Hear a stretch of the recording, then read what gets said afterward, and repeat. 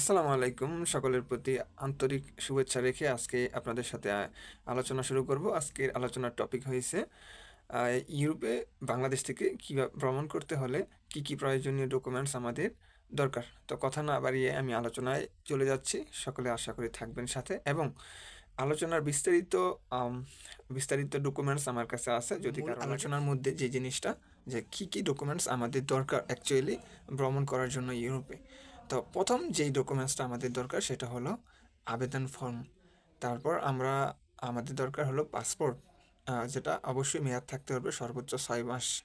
তারপর দরকার আমাদের ভ্রমণ পরিকল্পনা। আমাদের যে পূর্বের ভ্রমণ ইতিহাস এবং আমরা যেই দেশকে টার্গেট করে ভ্রমণ করতে যাচ্ছি, এর একটা পরিকল্পনা আমাদেরকে সাজাতে হবে।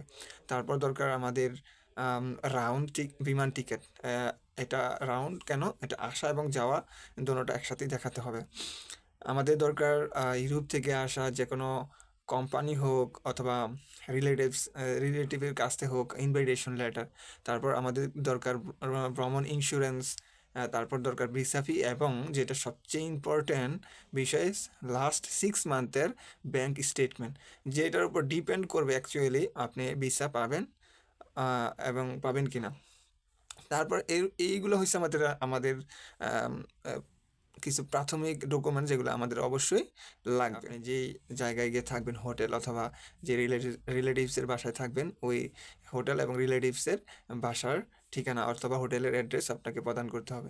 এছাড়া হলো যদি আপনি জব করেন, সেক্ষেত্রে অফিস থেকে ছুটি মঞ্জুরের ডকুমেন্টস এবং লাস্ট যে 6 মান্থের যে স্যালারি আপনার অ্যাকাউন্টসে হইছে সেই তথ্যটা কিন্তু অবশ্যই থাকতে হবে।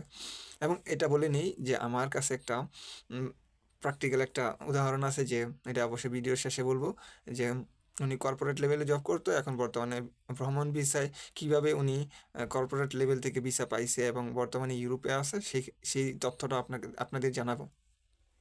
এবং বিজনেস মাইন্ডেড হলে, বিজনেস করলে অবশ্যই তার থাকতে হবে ট্রেড লাইসেন্স এবং লাস্ট 6 মান্থের একজন বিজনেসম্যানের কী পরিমাণ টাকা ট্রানজ্যাকশন হয়, এটা তো স্বাভাবিক।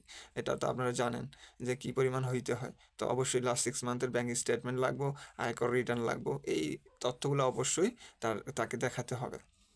সো এখন যেই বিষয়টা আমি আপনাদের বলবো সেটা হলো যে ফিনান্সিয়ালি যেই ব্যাংক স্টেটমেন্টটার এটা একটু স্পেসিফিক বলতেছি কেন? দেখেন, আপনি যখন অল ওভার ডকুমেন্ট সাবমিট করবেন, তখন অবশ্যই এম্বাসি আপনার যোগ্যতা অ্যানালাইসিস করার পর দেখবে, অবশ্যই ব্যাংকের উপরেই ডিপেন্ড করবে যে আপনার ব্যাংকের অবস্থাটা কেমন, মান্থলিতে আপনার ট্রানজ্যাকশন কেমন, অথবা জব হোল্ডার হলে আপনার জব থেকে আপনার ইনকাম কত, আপনি কি ইউরোপে আসলে ব্যাক করবেন কিনা, এই সব তথ্য কিন্তু আপনার ব্যাংকের উপরেই, স্টেটমেন্টের উপরেই ডিপেন্ড করবে। কারণ আপনি বাংলাদেশে যদি অলমোস্ট যদি আপনি ১ লাখ থেকে ২ লাখ টাকা ইনকাম করেন, অবশ্যই ইউরোপে আপনি এখানে আইসা থেকে যাবেন না, এরকম না। আর আপনাকে অবশ্যই ভিসাও দিবে। আর আপনি যদি বাংলাদেশে এভারেজ একটা স্যালারি পান অথবা ইনকাম করেন, সেক্ষেত্রে আপনার চান্সেস কম থাকে। এবং এইজন্য আমি বলি ব্যাংকের যেই সলভেন্সিটা অবশ্যই এটা আপডেট করবেন। এটা কীভাবে করবেন এটা অবশ্যই আপনারা জানেন।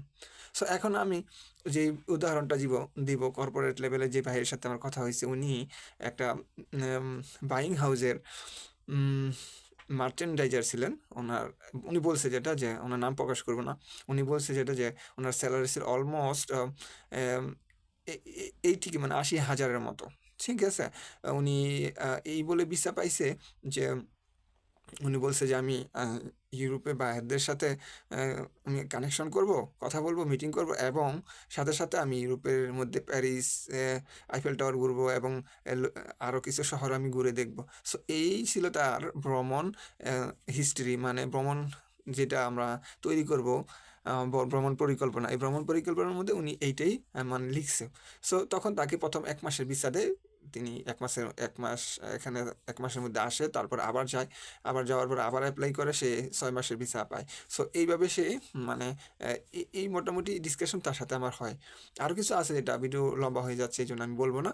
সো আমি এখন আপনাদের যেটা বলব, যে আমি যেই তথ্যগুলো বললাম, এই তথ্যর একটা পিডিএফ অথবা ফাইল আমার কাছে আছে। যদি কেউ এই ফাইলটা নিতে চান, তাহলে অবশ্যই আমাকে মেসেঞ্জারে হোক এবং কমেন্ট সেকশনে হোক আপনাকে নক দিবেন অথবা কমেন্ট করবেন। যদি দরকার হয় তাহলে আমি আপনাদেরকে দিয়ে দিব। সো আশা করি আম আপনি অবশ্যই বুঝতে পারছেন। যদি কোনো সমস্যা হয় অবশ্যই আবার নক দিবেন। আমি আপনাদের ক্লিয়ারিফিকেশন করে দিব ইনশাআল্লাহ। সবাই ভালো থাকবেন। আসসালামু আলাইকুম।